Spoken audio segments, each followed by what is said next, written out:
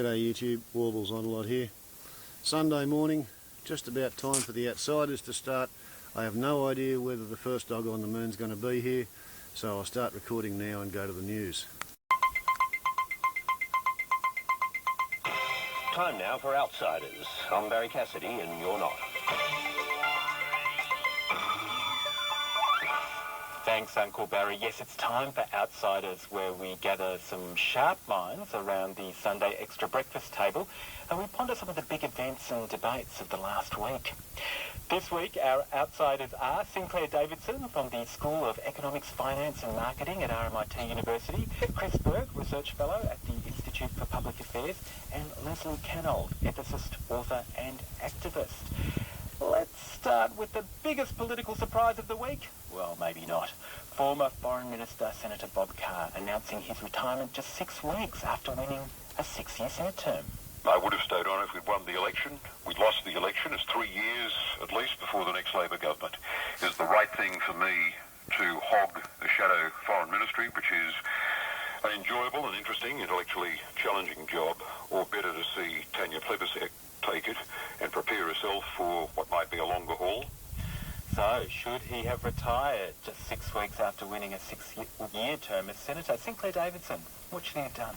I actually have mixed feelings on this because I think a lot of what he said is quite right.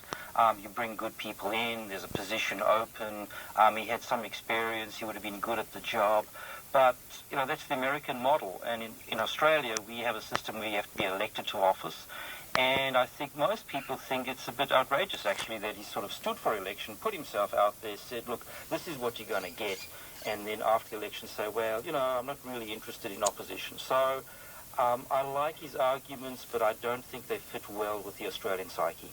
So you think that he did the right thing, but for the wrong way about going about doing the right thing, if that makes sense on a Sunday morning. He was politically uncanny, which is interesting. Yes, uncanny. Accusing others of being politically uncanny. Leslie Canold, what do you reckon? Oh, look, I mean, I think he was definitely being politically uncanny, but I also think he was being indefensible on moral grounds. I think, for one, I don't think the argument holds up. So his suggestion was somehow it was okay that he would have hogged that portfolio if he got government, but somehow it wasn't okay if he hogged it in opposition, whereas presumably what you really need to do if you're trying to help Tanya Plibersek or other up-and-comings is you give them an opportunity to serve in government. That's just as important as opposition. And I think really that the prior thing he said was the truth. The truth was he really feels he's a bit too important to be serving in opposition. He doesn't want to be a feather duster. He's, you know, a very important person. He offers a suggestion out there that, you know, he ought to perhaps be in cabinet, like the American system, you know, that you could actually just be invited in, even as a member of, you know, the opposite party into cabinet. That would be worthy of him. But certainly the other, and too bad for us that we actually may or may not have, and he has no way of knowing how important some people felt that it was that he was at the top of the New South Wales Senate ticket. We voted for him. Too bad. He's too important. He's off. Gee, he did say, look, when you vote for people on a Senate ticket, you're not voting for them personally. You're just voting for a list of people that you know are tied to a party. So it's no big deal. I mean, it doesn't cost the taxpayer anything when you leave. No, but it's incredibly disrespectful, obviously, to the people who did actually vote for that ticket, because they do presume that they're voting for the people listed on that ticket. It's also not true to suggest that people don't vote for specific Senate candidates, and the most obvious example here is Nick Xenophon in South Australia. People very clearly voted for him personally. He is the party, though, essentially. Do you know what I mean? Well, the ALP or the Libs? No, absolutely. But the idea that you can separate the party from the candidate, if we were to take Bob Carr's argument at its word, it would undermine basically our system of representative democracy, because we vote for very specific candidates in the House of Representatives, and they have political parties, and you may not know a huge amount about those individuals, but we do believe that we are voting for representatives in the Parliament, and I think it's ludicrous to suggest that this. I think the whole Bob Carr story just shows how indulgent the Labor Party's use of that position was. Bringing him in just specifically for it was like the ultimate jobs for the boys. in my view, and it was, I just think it was incredibly disrespectful to start with, and it's incredibly disrespectful now. And that supports your argument. In other words, they can't run it both ways. If it was so important to get this high-profile Bob Carr to come into the Labor Party, and everybody saw it at the time as, it was a huge asset, you can't then argue that, in fact, it was irrelevant. Nobody cared that it was Bob Carr. It just could have been anybody sitting in that seat. You can't run it both ways. There is a very amusing assumption in what he said, though, on retiring. He said, well, I don't want to hog the foreign affairs portfolio. Now, it's not totally clear to me that he would have received the foreign affairs portfolio under Bill Shorten. That's not actually his decision.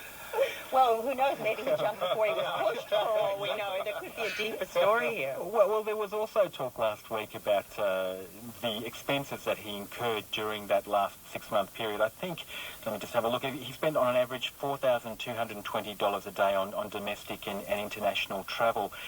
He was out there, there's no question that he wasn't working really, really hard to, say, secure the seat for Australia on the UN Security Council. Look, I think many people would say he did a very good job. Sinclair Davidson. Look, I don't want to begrudge the foreign minister any of his travel expenses. Obviously, he's got to be out and about. We do really have to worry about, should we have spent so much money on a United Nations seat?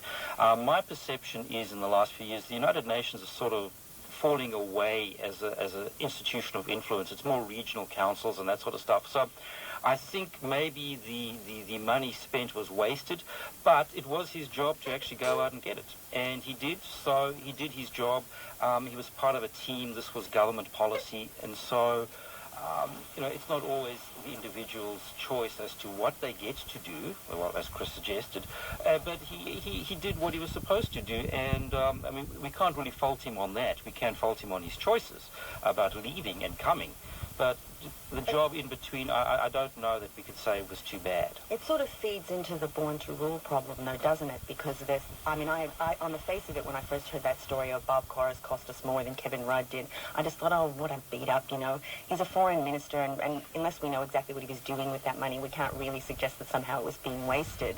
But given what's now subsequently happened, and of course, Carr signalled that this was probably coming, it builds to that sense of he's using these positions as a platform for himself and what he feels he deserves, rather than seeing himself as a public servant, and that perhaps the suggestion kind of follows, it's a bit of a junket. He was utilising all this stuff as a sort of junket. End of career jaunt. Yeah. Well, you're a grand old man of the Labor Party, and you really love foreign affairs.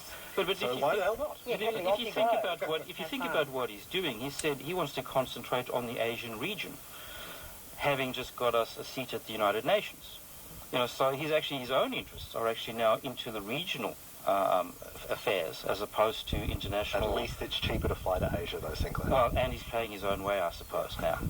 Very briefly, before we move on, what do you think of his assertion that maybe we should adopt, as I think one of you mentioned just before, a US system where you can pull in people from outside of Parliament and give them good jobs which suit their expertise very quickly? Yeah, I support that wholeheartedly. I think that'd be a really good idea. It'd be a very radical change, but I think that you should be able to, the Prime Minister should be able to get the best people he can, and the best people for ministerial positions, and not necessarily the people who have won positions. It's how Hitler Well, he picked the suggests that Gauleiters. comes from the US, and I think what's so interesting about the debate in the US is that if you ask people, would you like less partisanship? Would you like there to be more bipartisanship?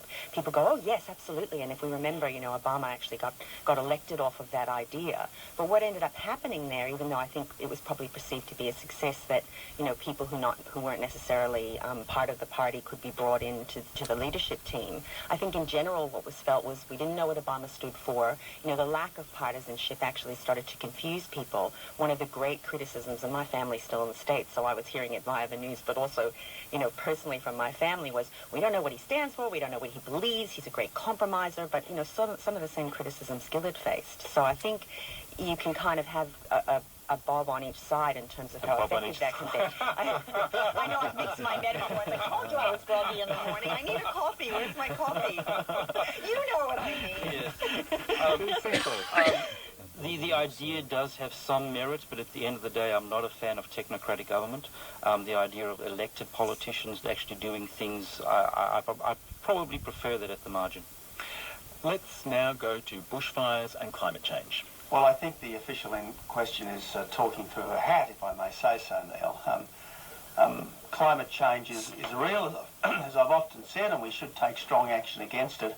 But these fires are certainly not a function of climate change. They're just a function of life in Australia. I looked up what Wikipedia said, for example, just to see what the rest of the world thought, and it opens up with the fact that bushfires in Australia are frequently occurring events during the hotter months of the year.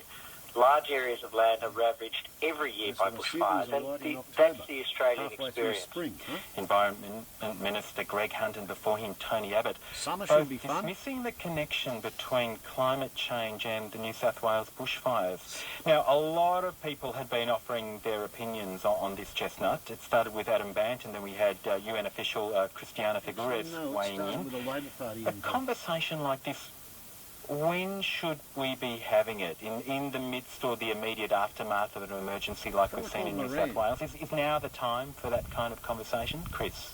I think this debate demonstrates so much of the shadow boxing that goes on when we talk about climate change and we talk about climate change policy. Because what we end up doing, and I don't think we've actually debated climate change or climate change policy over the last week or so. I think we've debated the debate. When are we allowed to talk about these sorts of things? Which is just so far from the point. From both sides. Both sides are completely missing the arguments that they should and ought to be making by debating, you know, is it right, is it moral, is it ethical to talk about these things at this time? Fucking It's unethical always not to. moral and ethical to talk about political issues, and climate change policy is an utterly political issue, and I think that it's an atmospheric chemistry we're issue. so bizarrely sensitive, and we're all trying to put on a new level of politically correct censorship onto this issue that I think we missed the entire point, and this is just a perfect example political of that. correctness. You don't think that for the people of Sydney and especially the Blue Mountains, they should have fucking voted green and done something 25 years ago. It's a political tactic to try and shut down what is considered to be an inconvenient debate. So, sure, I mean, remember, all of this was prompted by a tweet. So it wasn't like Adam Bant had, you know, the mega microphone. He was everywhere saying, I don't really care what's happening to the people of New South Wales at the moment. I want to talk about why this is happening. Even if you wanted to make the argument that that was problematic, and I think you need to make an argument there, I think it was a tweet. So I think really what it was being utilised for was a way of slamming the Greens and somehow trying to put what's an uncomfortable conversation for a new government that comes, you know, there's lots of similar people from an old government that at the time was making an issue, and I think we do need to pay attention to the fact that they no longer are doing this, but at the time the Howard government was saying, we don't really believe the science, and of course Tony Abbott has made some comments that suggested he didn't. He's not saying that anymore, and neither is Hunt. So now, in fact, the debate has moved on. We now no longer are saying, is climate change real? Is it created by humans? They're arguing that they accept that. We're now onto the debate of, okay, in the face of that, what ought we to be doing? You know, should we be participating at all in mitigating? And if we should, is it a tax or is it a price or is it, you know, a direct action or what should we do? Time to talk anymore. And you that's have to kind get of where up the off debate your ass and do moved something. to later last week. Sinclair, what do you think of the nature of that debate where we moved from should we be having it to, I don't know, sort of punch-ups around what the policy should be? I actually think this is a very, very silly argument all around, because irrespective if the world was heating up, cooling down, going sideways, whatever's happening, in actual fact we have a bushfire. And irrespective of if the bushfire was caused by global warming or arsonists or the military napalming stuff, whatever it is, what are we going to do about these bushfires? And no matter what we do, there will still be bushfires. So in the first instance, we need to think about bushfire management. I would have thought that's actually the priority, as opposed to everybody blaming everybody else, which is a more academic-y type argument. Focus on your tactical rules and ignore the strategic objectives. A tweet is a megaphone, so we shouldn't underestimate. We shouldn't. But so I was actually looking at this, thinking, well, we've got two groups of people who I've got no problem with them debating, as Chris suggested. We've got two groups of people playing silly buggers, pointing fingers, where in actual fact, put out fires is actually the real objective here, is to put out fires, have people live where they want, live the lives that they choose, and arguing over who did what to whom doesn't actually push that agenda forward. The parallel to that argument would be saying, you know, in fact, it's quite silly to talk to children about not becoming obese. The only thing that makes sense when we've got a problem with obesity is to just, you know, stop feeding obese people. Put them on the running machine. Yeah, that's silly. Of course it is relevant if we're trying to ask the question, what should we be doing about bushfires? One aspect of that question, sure, there's an immediate aspect, which is there's a bushfire burning now, what should we be doing? But the larger aspect is, is this unusual? Are we having more bushfires, which of course is where the argument goes? Is there something we can do to prevent the bushfires in the first place? I don't want to suggest that we shouldn't be having short-term and long-term arguments. But I am suggesting that having a long-term argument first is actually probably not a priority. Well, but here's the thing about that. I mean, I think what's so fascinating about all of this is that, again, I think it was a dodged tactic. So, instead of talking about climate change, we were talking about, as Chris said, should we be talking about climate change? Are we allowed to talk about climate change? When is it seemly to talk about climate change? Really, the important conversation that we have yet to get to. So now we've shifted on to what should we be doing? Should it be a tax, a price, blah, blah, blah. The right wing tells us to shut up because there's no problem. When there's a problem, you open your mouth, you're told it's politically incorrect to raise the issue. So what we know is that people who listen to the ABC tend to react to the way the comms have gone so far, which is, let's panic, look at the facts, this is getting warmer, this is getting colder, we've got more bushfires, and ABC listeners tend to be the kind of people who go, that fact suggests I need to panic, I'm going to worry, I'm going to do something, and tell me what to do and I'll do it. But most people don't panic, but you've got 20 seconds to give your analysis. No, I just really want to defend Greg Hunt, because Greg Hunt has been widely ridiculed for saying, I looked up Wikipedia, but the sentence after that is, I looked up Wikipedia to see what the rest of the world thinks about and this. that's what it is. It's a great survey of what the rest of the world What the fuck do people in Belgium and Norway and England know about bushfires in Australia and how they've changed over the last 50 years? Sinclair Davidson, School of Economics, Finance and Marketing at RMIT. Also, Chris Berg, Institute of Public Affairs, and Leslie Canold, ethicist, author and activist. Thank you all for joining me on this morning's Outsiders. Yep, and I don't know where First Dog on the Moon's gone. 2 weeks in a row not there. Seems like a political censorship decision at the ABC radio to put Damien Carrick in there. Because Damien Carrick normally runs the Law Report out of Melbourne. He appears to be qualified as a lawyer, but he also has an absolutely dreadful habit of not quite concealing a snigger of nervousness as he speaks. And I can imagine that in the courtroom he would be a complete abject failure, therefore he's a Radio National reporter on legal matters. So they take off the best comedian on political commentary in Australia and they replace him with a sniggering law reporter, sniggering with nervousness in case he says the wrong thing. And